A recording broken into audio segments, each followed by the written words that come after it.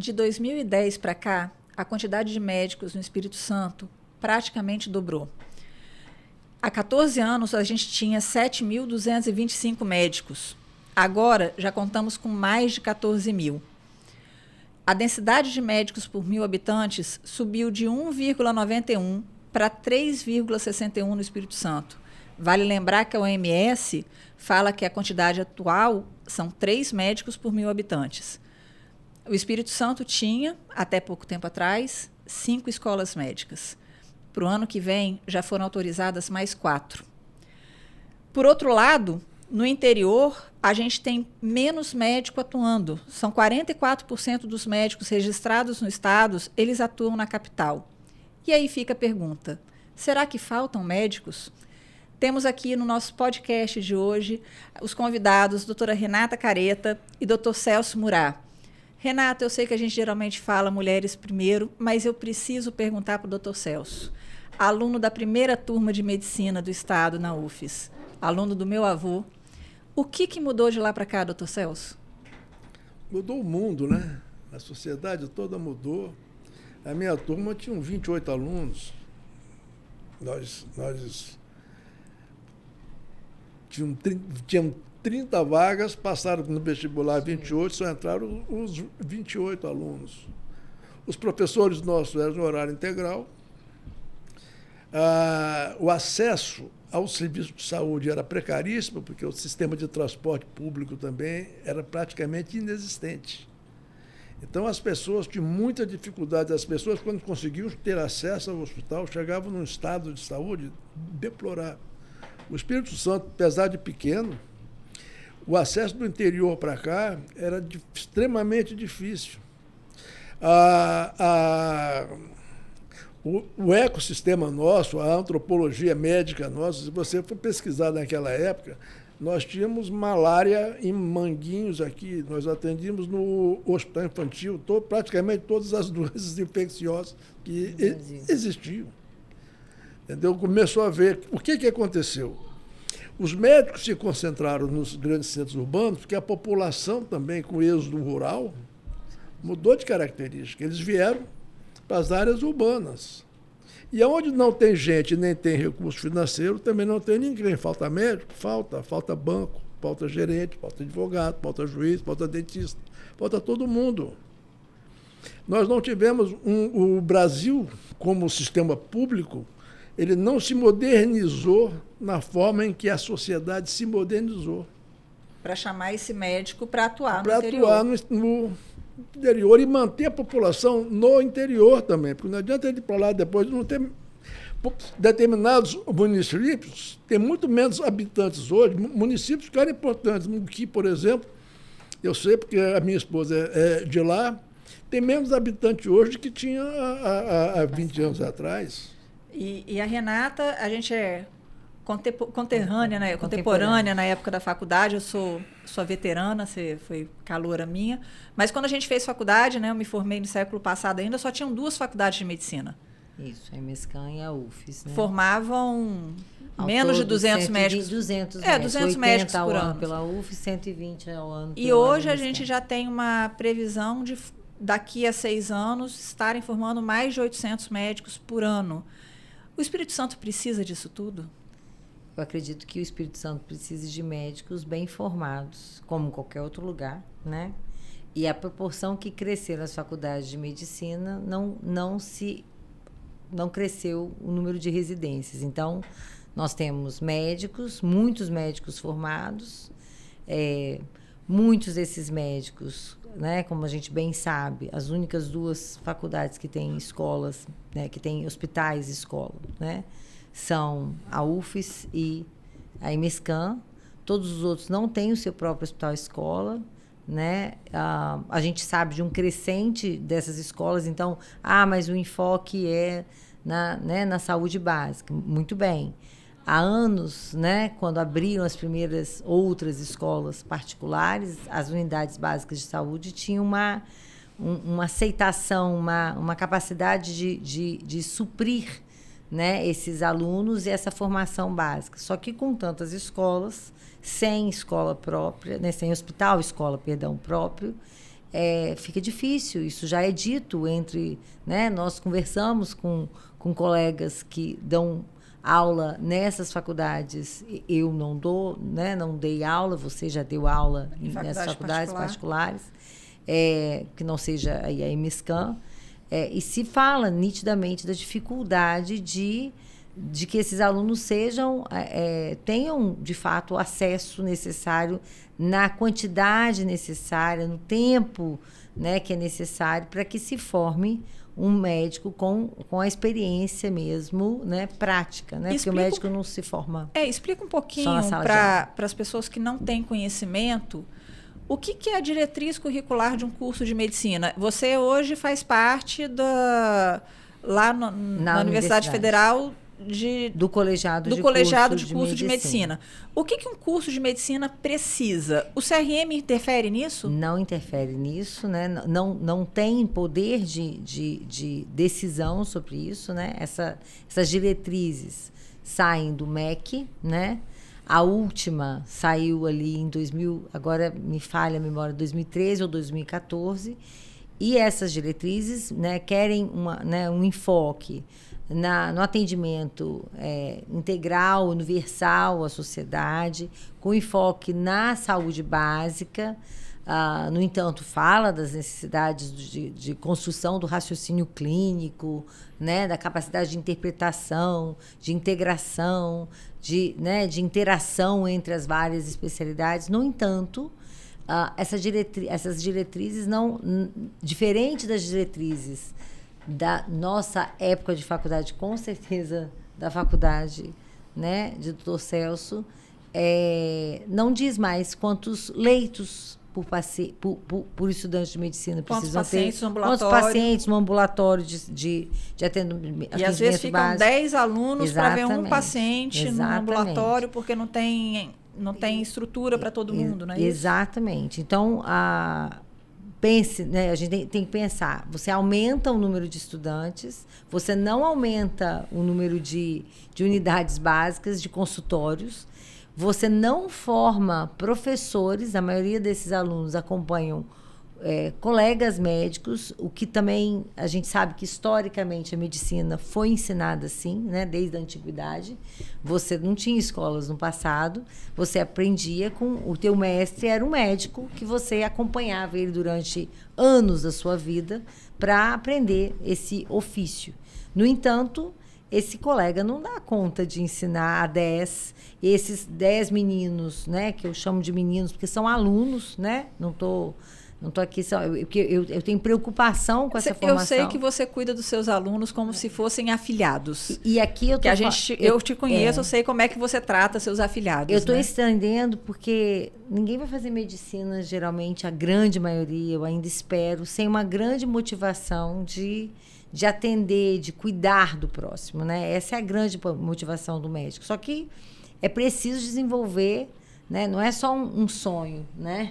Não é só um ideal. Você precisa desenvolver a capacidade técnica, né? Você tem que ter a maturidade. 6 anos é pouco tempo, mas se você não enfrentar, né, essas dificuldades, o olho do olho do paciente, o toque, é aí que você não amadurecerá, de fato, esse ser médico. Você não vai se tornar médico, né? Ter o diploma em mãos não é se tornar médico. E aí a minha grande preocupação vem, além de não se ter escolas, porque eu tenho certeza que no tempo do Dr. Celso, eles formavam e operavam.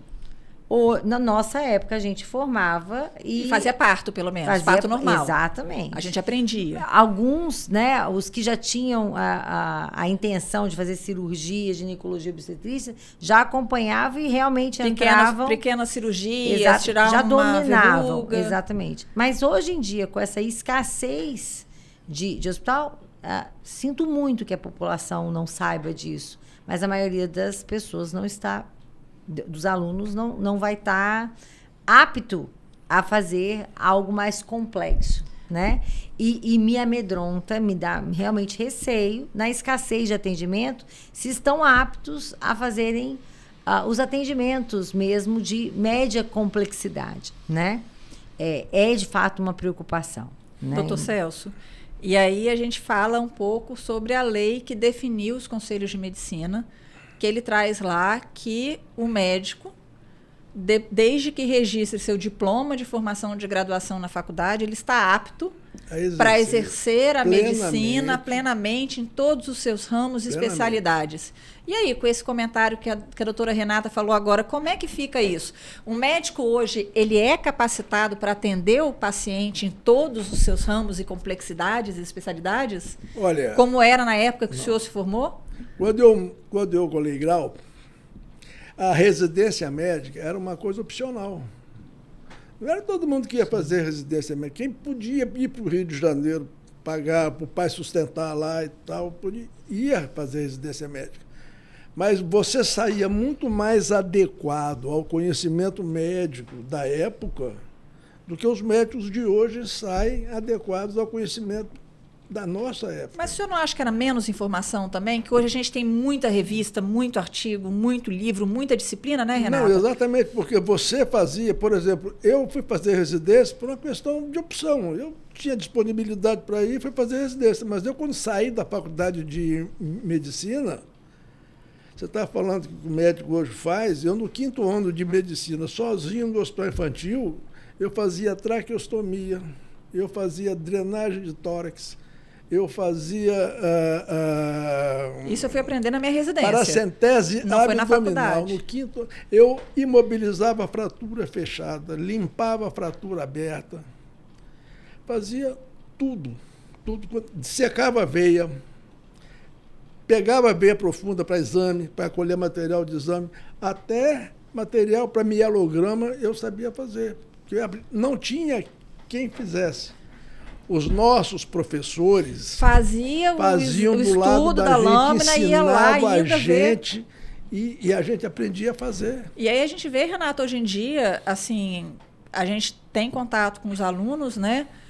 Que é uma tristeza muito grande que me dá, porque você dá aula numa faculdade, numa universidade, no meu caso seu, na Universidade Federal, e parece que os alunos não querem mais aprender medicina na faculdade, né? Eles vão para os cursos preparatórios para a prova de residência e acham que vão aprender medicina lá. Esquece do básico, né? Da carreira básica, da fisiologia, da farmacologia. Como é que você tem visto isso daí com os alunos de medicina? Eu penso que tem erros nas várias pontas, né? A escola hoje em dia, né, está muito mais focado na residência médica. Então, realmente investe no residente, nesse preparo desse residente. Que é uma distorção da escola. Exatamente, porque ele já entra na residência para ser preparado, né? E eu entendo, é uma especialização, você precisa refinar, mas eu acho que seria muito mais um trabalho de refinamento do que, de fato, né, o aprendizado, né, no todo, digamos assim. Aí o interno, que é justo, né, as pessoas que talvez não conheçam, né, o curso de medicina é basicamente dividido em 2 grandes etapas, né? O que a gente chama de, na verdade, 3 grandes etapas. Isso. O curso, o ciclo básico, o ciclo clínico, que esse aluno já está dentro dos ambulatórios, em atendimento aos pacientes, e o que a gente chama de estágio em serviço, que é o internato. Eu costumava falar que o ciclo básico você aprende o que é fisiológico, o que é normal, no ciclo clínico as patologias, as doenças e como vai tratar, e o internato é atividade em prática, né? É você juntar tudo isso em prática. Mas nesse ciclo básico, por exemplo, a patologia, que é onde a gente faz, né, os estudos das doenças, já está no ciclo básico, é porque a gente... Como ela é um caule ali... patologia geral, chamava antigamente. Como ela é e a anatomia patológica. Mas aí já vai juntando aquele conhecimento básico da célula normal, da lâmina normal, até ver o que está alterado também. Eu sempre digo para os alunos que tem uma bonita figura num livro de patologia do Guido Maggio, um italiano já falecido, que ele põe as áreas básicas, anatomia bioquímica, fisiologia, histologia, biologia celular, imunologia, como se fossem as raízes. A patologia é um caule e a copa seria cirurgia, clínica, obstetrícia, ginecologia, pediatria, né? Só que, então vamos lá, as escolas, os espaços estão reduzidos, né? Mesmo quem tem hospital-escola, são muitos residentes. acredito que a complexidade mudou da medicina, né? Não é só uma falha da formação, é tão complexo hoje cada especialidade que é difícil você dar uma formação completa para um aluno. Eu acho que medicina tinha que ter 8 anos. Nossa, agora o pessoal vai. Não sei se vão concordar com o senhor ou não, doutor Celso. Eu acho que tinha. O conhecimento médico não pode ser da minha época. Eu aprendi medicina em 6 anos, naquela época. Não é possível que há 60 anos atrás o conhecimento médico não exija uma formação maior. Não, e as pessoas ainda... É porque, assim, o aluno ele tem que ter o tempo de estudar, mas ele também precisa aprender dentro do curso de medicina que ele tem que ter o tempo de se cuidar. Se cuidar. Então, ele precisa ter o tempo de descanso, ele precisa ter o tempo de atividade física, ele precisa ter o tempo de convívio com a família, porque o que a gente ouve muito na faculdade, principalmente esses alunos que são de famílias que moram em outras cidades e vêm estudar aqui na Grande Vitória, é que eles perdem o contato com a família, né? Sim. Que você não... E aí fica muito sozinho, fica muito desamparado. Então, eu acho que isso é muito importante que os cursos de medicina pensem nisso também. As áreas verdes que eles falam, né? Sim. Porque o curso de medicina, diferente dos outros, é um curso integral. Integral, de manhã e de noite. E aí eu volto à pergunta anterior. Então, acho que as escolas têm que estar mais atentas a, de fato, utilizar bem esse tempo, principalmente quem tem hospital-escola. Disponibilizar, né? A gente disponibiliza, mas dividir, pensar nesse tempo do interno, criar habilidades, por exemplo, a gente choca aqui as pessoas às vezes, mas no passado recente nós tínhamos técnica operatória em animais vivos, isso não é mais possível. Eu lembro disso o tempo todo.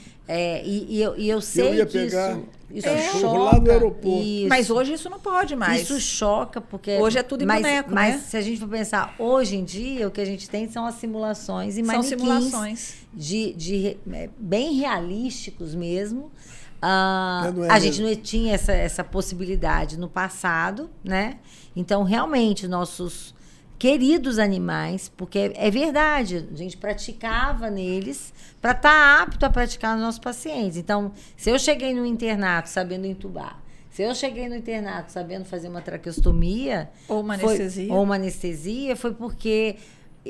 ou fazer uma incisão, ou fazer uma biópsia em pele, isso se deu, na minha época, graças à oportunidade de fazer a técnica operatória nos cães. Na grade curricular, a técnica operatória vinha antes da clínica cirúrgica. Você fazia semiologia, depois da técnica, era tudo sequenciado. Você ia se formando gradativamente, à medida que você evoluía. Eu acho que, por exemplo, a faculdade, a escola de medicina, a vocação dela é graduação. Toda a qualidade dela tem que estar centrada na graduação. Residência médica é uma coisa que você podia até terceirizar para serviços bons. E fazer no hospital escola também, desde que você tenha essas condições.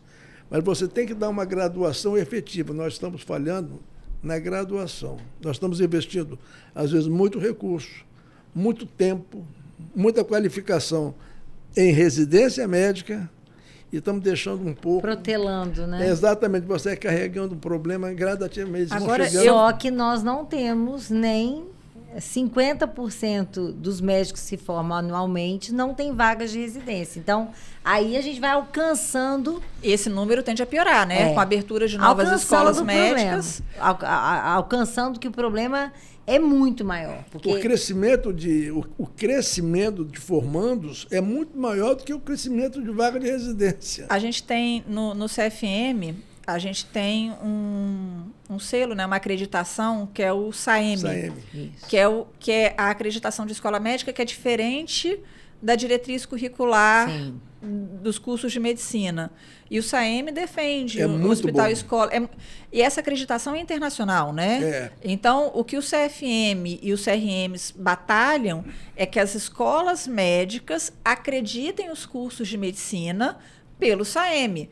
E aí você consegue até mais uma agilidade maior até para reconhecer o seu diploma fora do país. Tem vários hospitais. Revalidar o diploma fora do país. Tem vários serviços grandes de qualidade nos Estados Unidos que só aceitam internos do Brasil se a faculdade dele for acreditada pelo SAEME. E aí, assim, a gente tem esse primeiro movimento do CFM, que é a acreditação das escolas médicas. A doutora Renata lembrou um pouco antes da entrevista da avaliação das escolas médicas, que é o ENARE. O ENAGE. É o ENAD, que é uma avaliação das escolas médicas, mas avalia se tem bibliotecas, se tem laboratório, não é isso? Na verdade, tem uma prova também, né, para os alunos que estão concluindo o curso. Mas essa prova não é anual. Não é uma prova de proficiência. Não, mas isso ele só avalia a escola. E no final da formação. E também não são todos os alunos que fazem a prova, né? A escola pode escolher quem são os alunos que vão fazer. Na verdade, você tem que ter geralmente, no ano que a escola faz, que tem o curso de medicina, são todos os alunos que estão no último ano de medicina. Então é obrigatório. É obrigatório. Claro que tem aí um percentual, né, com certeza, né, de falta.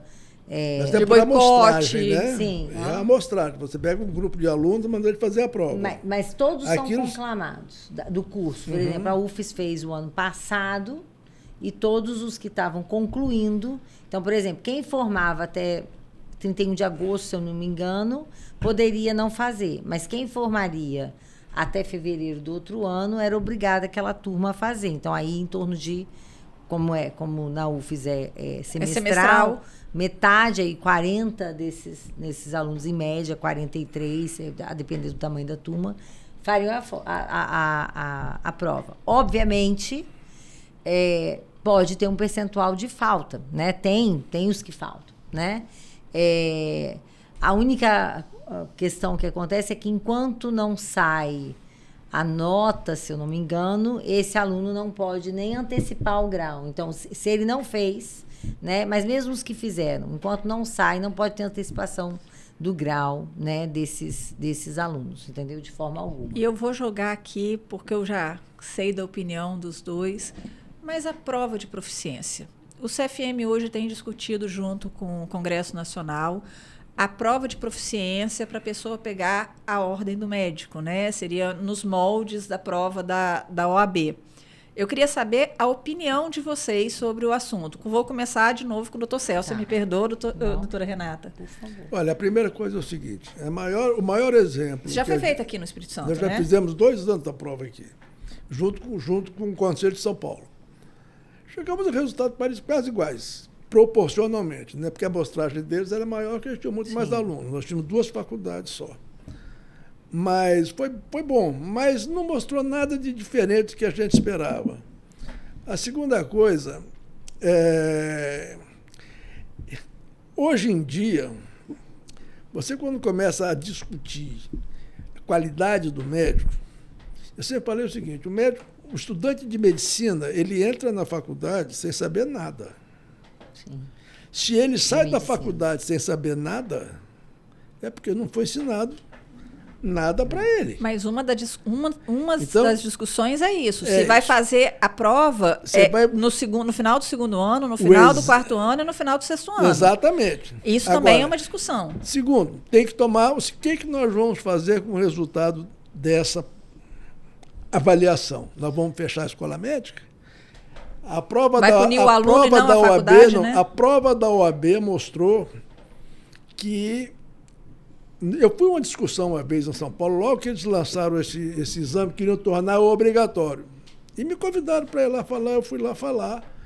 O Braulio, que era um cara que não falava, gritava. E eu fui lá e falei contra.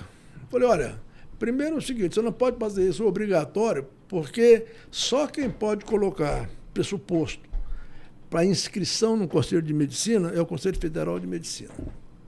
Nenhum conselho regional pode colocar nenhum pressuposto. É porque, na época, São Paulo queria fazer isso sozinho. Queria obrigar que o egresso de São Paulo fizesse a prova, para poder fazer a inscrição. Então, mas agora o CFM está comprando essa ideia. Está comprando diferente. Está comprando errado. Estou dizendo logo, está comprando errado. Porque não é...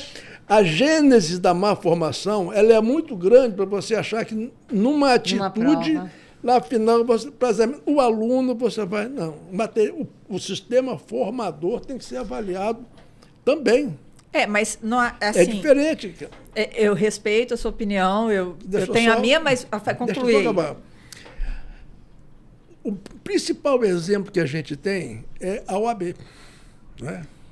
O que o exame da OAB melhorou em termos de assistência jurídica para a sociedade? Nada. Quantas escolas de direito foram fechadas? Eu lembro que nesse evento que eu fui, estava presente o presidente, o coordenador do exame do egresso da OAB, da prova da OAB. Estava lá nesse... E eu perguntei a ele. Ele falou comigo uma coisa: olha, tem uma faculdade aqui que em 10 anos nunca aprovou nenhum aluno no exame da ordem. Eu falei, o que aconteceu com ela? Está aberta? Está. Mas aí, doutora Renata, a gente tem um outro lado também, né? Tem um grupo de médicos ligados às instituições que acham que o exame da ordem do médico, o exame de proficiência do médico, ele não é de todo ruim, é uma forma de avaliação, né? Como é que você pensa sobre isso? Eu acho que seria importante, mas se não tiver atrelado a um retorno para a sociedade de que primeiro de que essa prova de fato avalie o egresso, né? Mas a gente já está discutindo no Congresso Nacional que o CFM vai fazer essa prova, ela vai ser nacional. É um projeto do deputado... Não, eu acho um projeto importante. Então, desde que se avalie, inclusive, teoria e prática. Porque se também for avaliar só teoria, a gente sabe da proliferação de cursos, né? Com apostilas, né? Muitos dos alunos se preparam para as provas de residência através desses cursos, então não se iludam também. Passar numa prova de residência pura e simplesmente não torna o aluno, não quer dizer que o aluno está completamente preparado. É óbvio que ele passou por digamos, uma régua, né, que é pesada. Ele tem que ter algum preparo, ele realmente tem algum conhecimento. Só que, na maioria das vezes, isso não impede dele estar muito bem preparado teoricamente, mas não tecnicamente, pelas questões que a gente discutiu anteriormente. Não é só por má vontade do aluno. Às vezes, não existe o espaço, o acesso dele às questões, né, a todas as áreas, a complexidade, né? Eu até faço aqui uma ressalva do que eu disse anteriormente. Eu não acredito que a escola de medicina, com o aumento do conhecimento, vai dar conta de ensinar realmente tudo o que precisa para um aluno. Mas a gente tem que traçar, e aí eu ponho uma crítica imensa à diretriz, né? Que ela deveria ser mais específica, né? O que é básico, o que realmente forma um médico generalista. Aprender medicina no livro de medicina e não nas redes sociais, né? Exatamente. Não no Instagram, no TikTok. Ou no livro, o livro é a fonte, mas o objeto nosso de estudo... E aprender no paciente. É o paciente. Então, sem o paciente, não se aprende medicina. Com o professor do lado. Isso. Eu recebi uma denúncia esses dias lá no conselho. E muito tempo de estudo. Não, recebemos uma denúncia um dia no conselho, não foi uma denúncia, perdão, foi um questionamento de como que você ia registrar se o preceptor te orienta por telefone. Não, o preceptor não pode, a não ser que seja um caso excepcional, tipo assim, olha, não estou no hospital hoje, amanhã, quando eu chegar no hospital, eu vou vê-lo, né? Não uma rotina, né? Não vou ver o paciente, mas eu acho que essa exceção tem virado regra, né? Sim. Eu oriento, às vezes, por telefone, porque eu atendo as pessoas fora do meu horário de trabalho.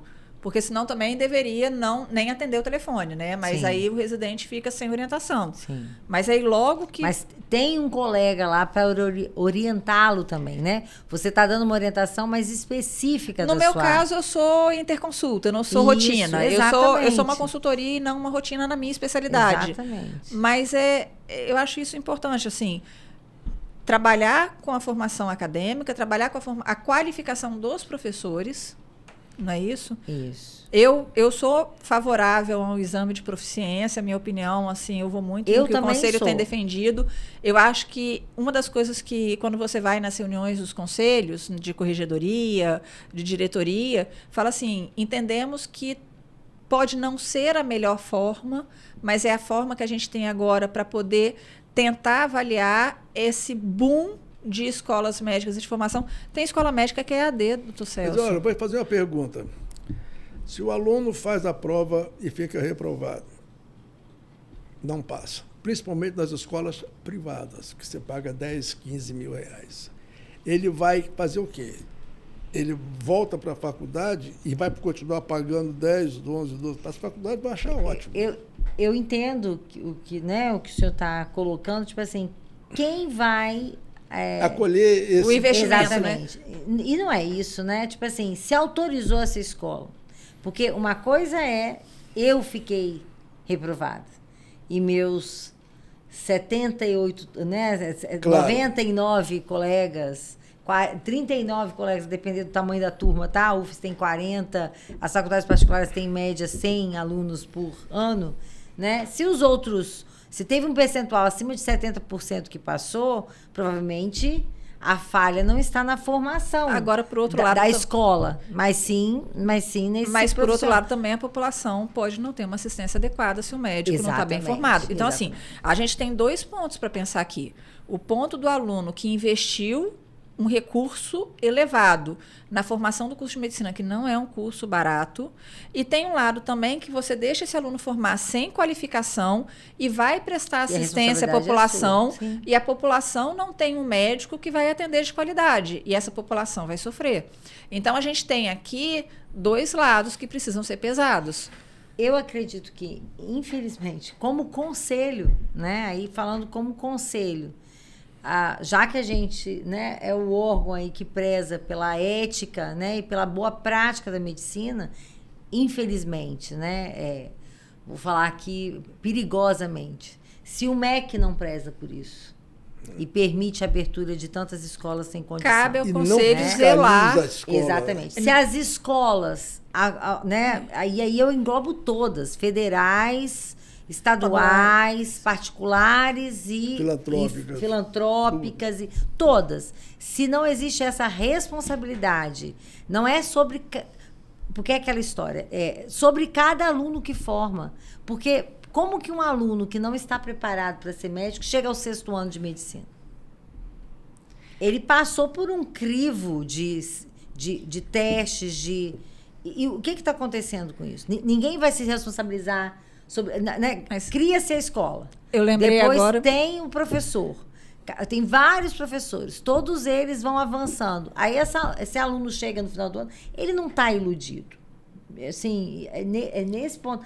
Ele se iludiu, porque ele quis e ele gosta dessa ilusão de que ele está preparado. Eu tive um professor uma vez que, conversando com ele, ele falou assim, Carol, para ser médico, basta passar no vestibular. Isso é muito triste. Porque se você passou no vestibular, o curso de medicina é um curso de 10 anos que você faz no mínimo em 6. E eu estou para falar para o senhor, doutor Celso, que se você está chegando perto dos 10 anos e mudar de faculdade, você tem mais 10 pela frente. Se você passou no vestibular, você sabe que um dia você vai se formar e vai ser médico. E dificilmente vai ter alguém no meio do caminho preocupado com a formação daquele aluno e falar assim, meu querido, para você não dá. Ou não dá para o atendimento para a população, você precisa ir para o atendimento, trabalhar com exame. Assim, eu acho que falta isso também. Porque basta o aluno passar no vestibular, que ele vai ter certeza que ele vai ser médico. E talvez isso a gente precise pensar. Eu já reprovei um aluno no 6º ano. Mas aí depois ele faz no outro ano e passa. Não, mas se ele fizer e atingir a meta, tem que passar mesmo. Foi um horror. Até lá em casa foi família e só reprovou o menino. Eu falei, não, ele que ficou reprovado. Exatamente. Eu não reprovo aí, meus alunos. A escola...